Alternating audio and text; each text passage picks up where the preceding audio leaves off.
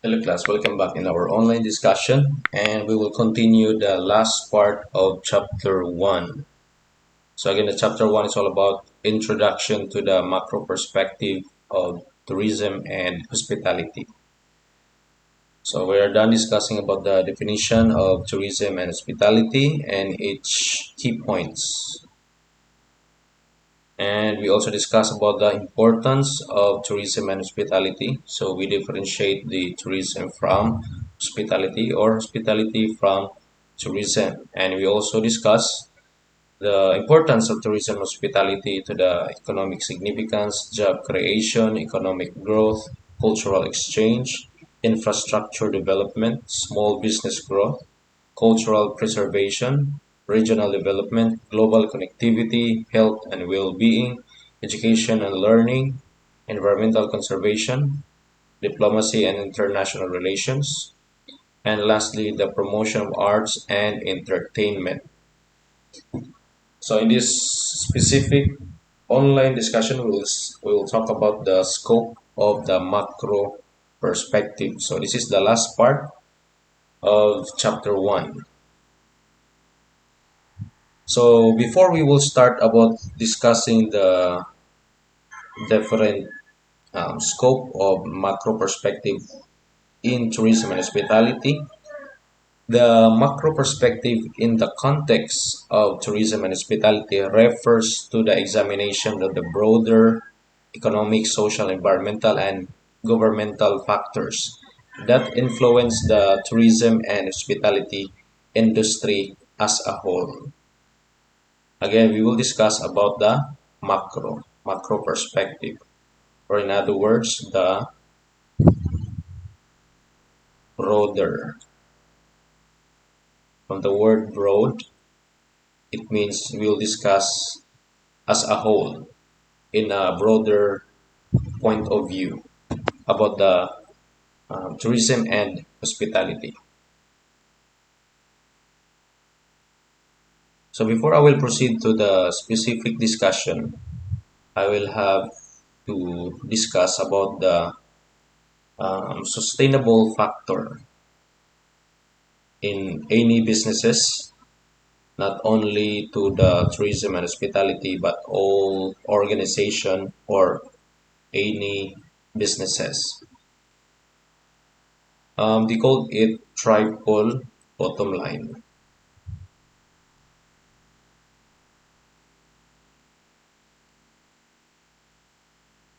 So you need to take note on this one. Triple bottom line, or they call it TBL. So what are these three? As the title is about the triple bottom line. First one is economic.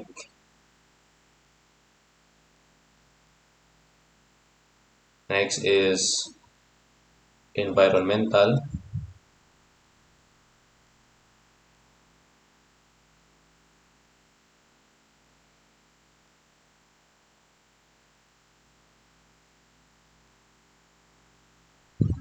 And social. So these three is very important factors in the sustainable or sustainability of any businesses, especially in hospitality and tourism, the economic, environmental, and social. So the other term for triple bottom line is the three P's. First is profit.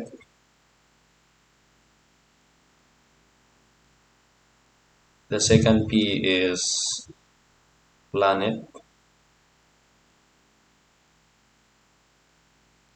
And the third one is people.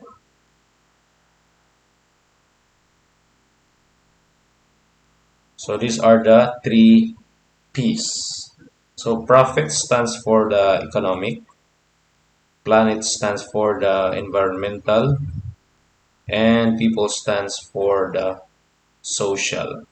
So in order to retain the business or remain in the marketplace, they must sustain these three important parts or sustainability factor. They call it triple bottom line, the economic, environmental, and social, or they also call it the three P's. Stands for first P is for profit, second P is for planet, and third P is for people.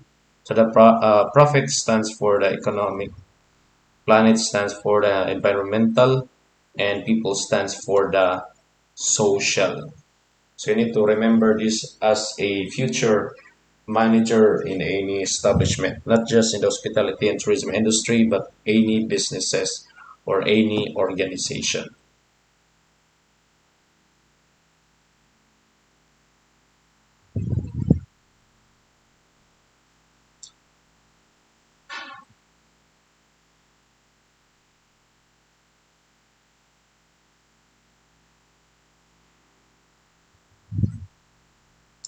So we will start with our discussion for this specific topic. So again, the macro perspective in the context of tourism and hospitality refers to the examination of broader economic, social, environmental, and governmental factors that influence the tourism and hospitality industry as a whole. So it involves analyzing the industry's interactions with the larger economic environment and the wider society in which it operates. Okay? Again, these areas or the macro perspective, or other term they also called it as a macro environment or external environment that will interact with the industry, which is the hospitality and the tourism. So this perspective goes beyond the individual businesses. So when we talk about the individual businesses operations, destinations, or specific tourist experience, that is part of the micro. But for the macro, it will um, discuss or talk about the broader areas.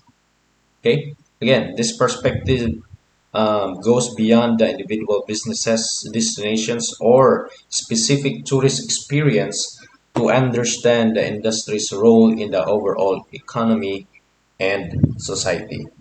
Again, for the recap, what are the three triple bottom line? The economic, the environment or environmental, and lastly the social or social, economic, and environmental. So we can rearrange that. And they also call it as a three P's. One P stands for planet, P another P is for people, and one P is for profit. So understanding the macro perspective is crucial for industry professionals and policymakers in the tourism and hospitality sector for several compelling reasons.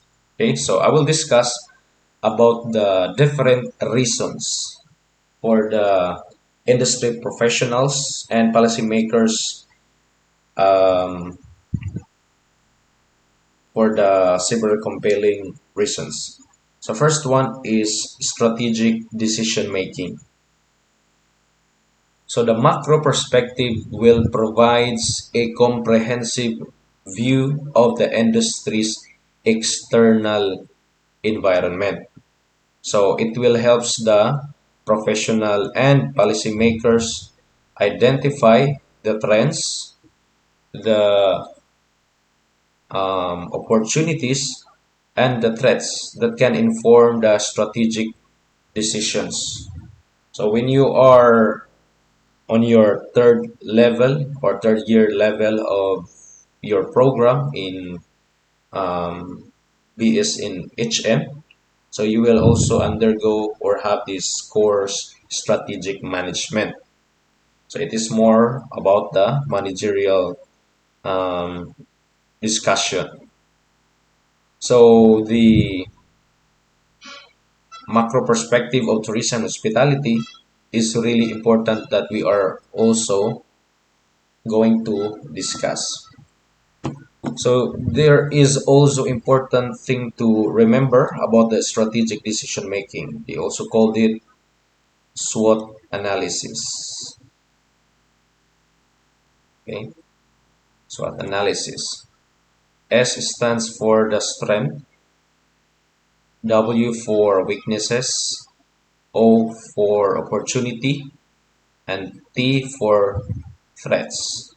So as a manager, you need also to have this SWOT analysis on the organization that you have managed. So it is very important that we will study the macro perspective in tourism and hospitality for the what? For the strategic decision making. So you need to gather tools, you need to gather data in order to have this strategic decision making. So for instance, understanding global tourism trends or emerging markets can guide you in your decision about marketing, investment, and product development. So we can also observe in any hotel or resorts, they have this called product development. They will develop their products, the foods and the services that they provides. So the decisions that they will make some modifications of their foods and services, it depends on the global trends. Okay, so before you will decide as a manager, you need also to have this relevant information or data before you will decide on a certain thing, or if you will decide to make some modifications or changes on the establishment that you manage. So before we will have this decision about marketing, decision about the investment, or decision about our product development, the studying of macro perspective of tourism and hospitality is really important to the strategic decision making as a manager. So the second one is economic impact assessment. So tourism and hospitality have this substantial economic impact on regions and countries. Same as we discussed in the previous discussion, that once the tourism or hospitality will boom on a specific country or location or place, there is also an impact to the economy on that, for example, national government or local government. So there is an impact on that particular regions and countries. So the industry professionals need to understand this impact to make informed decisions about, for example, resource allocation, investment, and job creation. So the policymakers must also gauge the economic contribution of the sector to plan for the economic growth and development. Okay, from the word assessment, they will evaluate. The other term for assessment is evaluate. So they will evaluate the economic impact of the tourism and hospitality.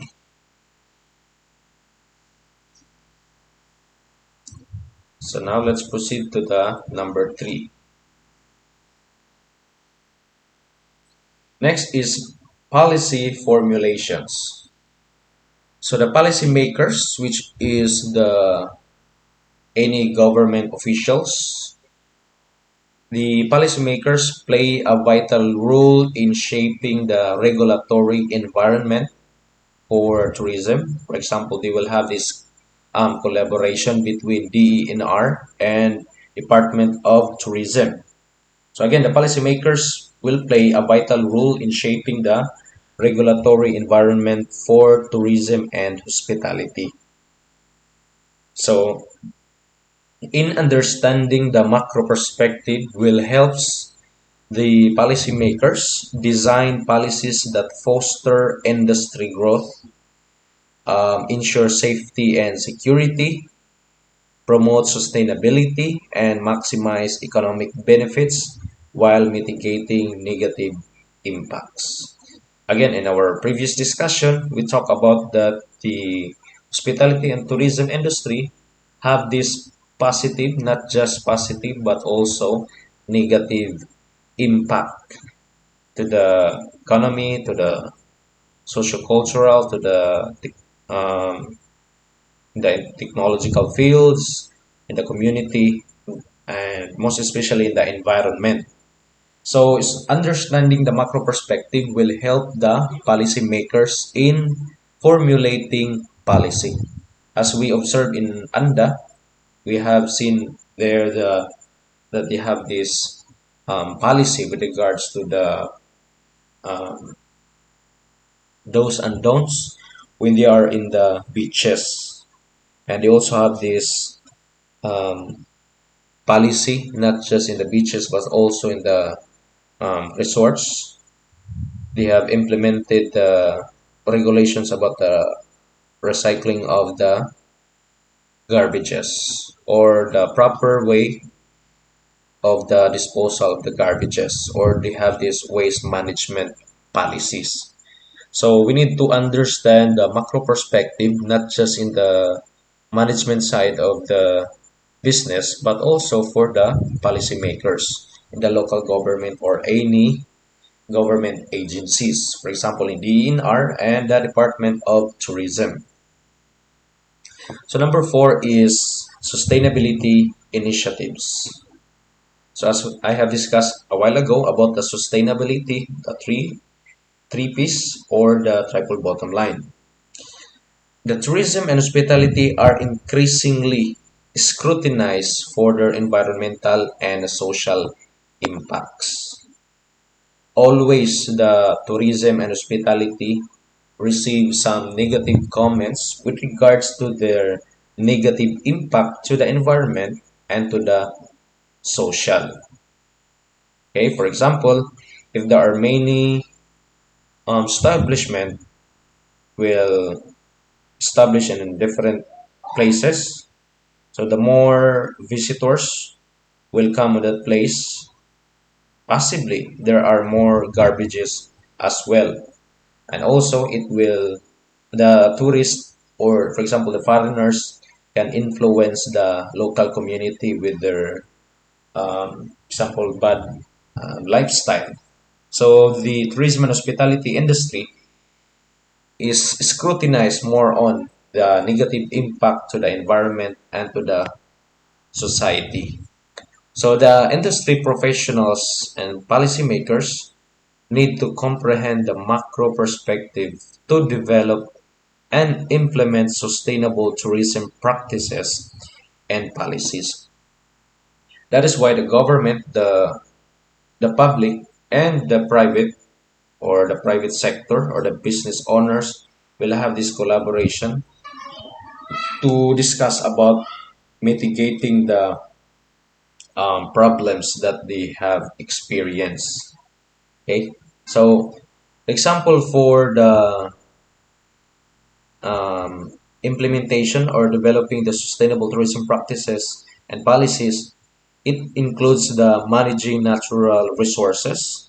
So the policymakers and the owner of the businesses will have this collaboration in order to maintain the beauty of the natural resources and also minimizing the pollution, because the more visitors, the more transport have this transportation, the more this possibility that they have this pollution, and also the preserving the cultural heritage. One of the negative impacts of having this a lot of tourists that will visit the place have this danger of not preserving the cultural heritage. The fifth one is risk management, and I do believe that you also have this course or subject this semester about the risk management.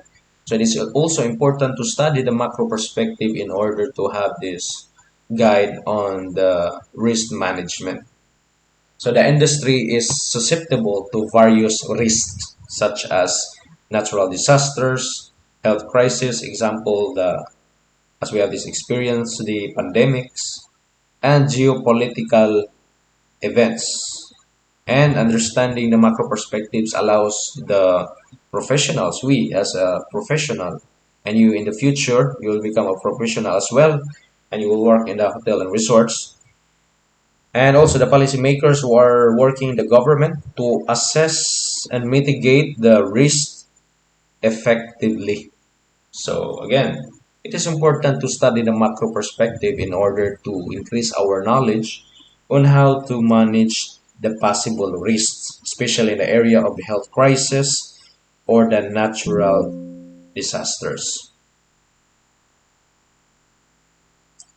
So other example for this one is the policymakers or the professionals can develop crisis management plans and policies to safeguard the industry's resilience. Okay, so in understanding the macro perspective, it will help the policymakers and the professionals to develop or to create a crisis management plans.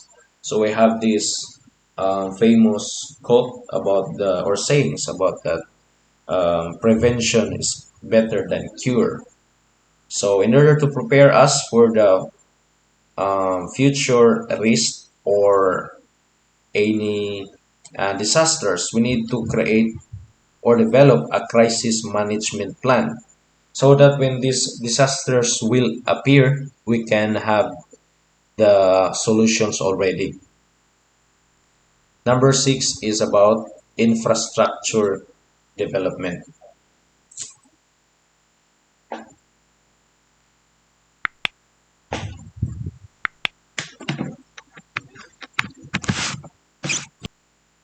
Infrastructure plays a crucial role in supporting tourism and hospitality.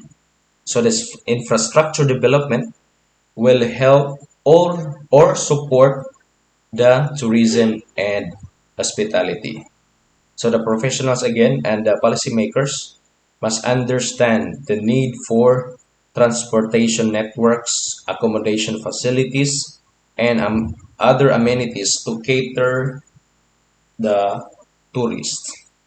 So if there are many tourists that will arrive on the specific place, so the policymakers and the professionals must collaborate with each other again for the development of infrastructures. They must provide the needs of the tourists that will visit the specific place. Okay, so not just for the transportation, but also, for example, the bridges and highways or the roads. We need to have this infrastructure development. So it will support the tourism and hospitality. And also it is about the investment decisions in infrastructures are informed by this understanding. So that is important that we will understand or know about the macro perspective of tourism and hospitality or the decision making about the infrastructure development. Number seven, market dynamics and competitiveness. So the professionals in the industry need to analyze market dynamics. So we have this called market dynamics, including the competition among the destinations and businesses. So the policymaker can support the industry by creating an environment that fosters competitiveness and innovation. Okay. So the other example for market dynamics, it means that the tourist or the guest will have these choices. They have these different choices, and it will encourage the have this market dynamics and competitiveness. So again, the policymakers will support the industry by creating an environment that will foster the competitiveness and innovation. So other businesses will be challenged because their competitors have these products and services. They will encourage to create or to develop their new products and services. So to cater some of the tourists who want to experience also their products and services. Number eight, cultural exchange and diplomacy. So tourism can enhance the cultural exchange and also the international relations.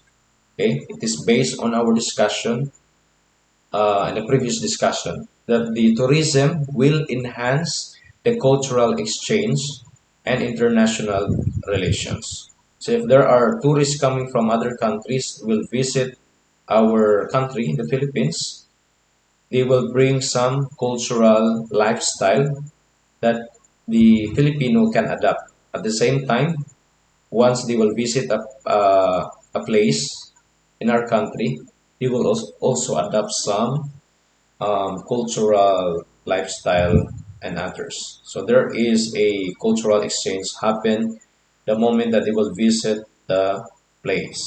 Okay, and it will strengthen also the international relations. So the policymakers can leverage tourism for diplomatic purposes. So the industry professionals, such as the tour operators, tour guides, can design experiences that promote cultural understanding and also fostering positive international relations. And the Filipinos are always known as the hospitable and always smiling. They have this positive attitude. So that is the good values or threats of a Filipino that they will promote cultural understanding to foster positive international relations, especially those who are working in the tour operations, okay, the tour guide and the coordinator or facilitator. Number nine is all about the data-driven decision making. In the first part, that is the strategic decision making, but for number nine, it is all about data-driven decision making. It means that your decision is driven by the data that you have collected.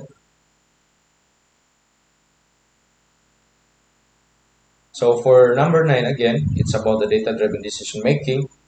In the era of data-driven decision making, understanding the macro perspective will allow the professionals and the policymakers to make evidence-based choices. So they will not choose based on their emotions or having this decision without any baseline, but the understanding the macro perspective will help the professionals and the policymakers to decide something that is data driven. It means that their data was based, their decision was based on the data that they collected. Okay? It means that their choices is evidence based. They have this evidence um, collected and they analyze the data before they will choose or before they will decide. So analyzing the data on international tourist arrivals as one of the example and also the economic indicators and the market trends informs decisions and strategies. Okay, so before the professionals and policymakers will decide on something, it must be evidence based. Okay, so what you're going to do as a manager in the near future, before you will decide something, it must be evidence based. So you will study the example international tourist arrivals, the economic indicators, and market trends. Okay, the trends in the market. That is a good thing to know. That you need to know about the market trends before you will develop something about the products or services. Okay, and for the number 10 is about the future planning. So it's really important that we will fully understand the macro perspective for our future planning. So if we will have the plan, it must be in advance. So again, the professionals and policymakers must anticipate future challenges and opportunities in the industry. So we will have this recap. Again, as a manager, we need to conduct also they call it SWOT analysis.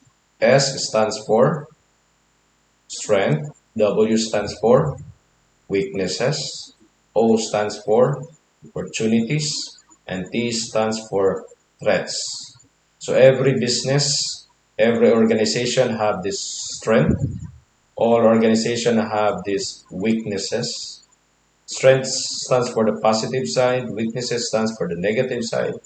Opportunities also stands for the positive side, and the threats stands for the negative side. So every organization have this positive and negative side. So if we have this negative side, it is expected that we will encounter challenges in the near future, not just challenges, but also the opportunities. That is why we need to study or understand the macro perspective of tourism and hospitality for the future planning. So that when we encounter these challenges, we are already ready to mitigate or to solve the problems. So a grasp of the macro perspective can aid or help in forecasting trends. So we can also forecast the trends. So that is the advantage if we are fully informed about the data collection of the international relations, the economic trends or the market trends, so that in the future we can easily forecast, we can easily predict the possible um, products and services that will be that will like by the tourist or a guest, and also not just the forecasting of the trends but also the demand patterns. We can easily identify what are the possible demands of the tourists in the near future, so that we can easily prepare. So that is part of the future planning. And also, not just the demand patterns, but also the potential disruptions and allowing for effective long-term planning. So we have this short-term goal, but also we need to have this long-term goal or long-term planning. So we will become more effective manager if we will have this future planning. And our future planning is based on the data that we analyze. We can easily forecast or we can easily predict the possible opportunities or possible challenges. So we can have this fully prepared for the future. 11 stands for the advocacy and collaboration. So this is the last part. Last number 11, this is the last reason why we need to study the scope of the macro perspective in tourism and hospitality. Again, 11 is for advocacy and collaboration. Industry associations and advocacy groups rely on a macro level understanding to represent the interest of tourism and hospitality. So the professionals can actively engage in advocacy. So every professionals and also for example, the owners of the business like hotels or resort have this advocacy. So by studying or understanding the macro perspective, we will create advocacy that is unique in our organization. So the professionals can actively engage in advocacy while the policymakers can also collaborate with the stakeholders to create a favorable business environment. Okay? Again, the professionals can engage in advocacy. For example, one of the advocacy, no plastics.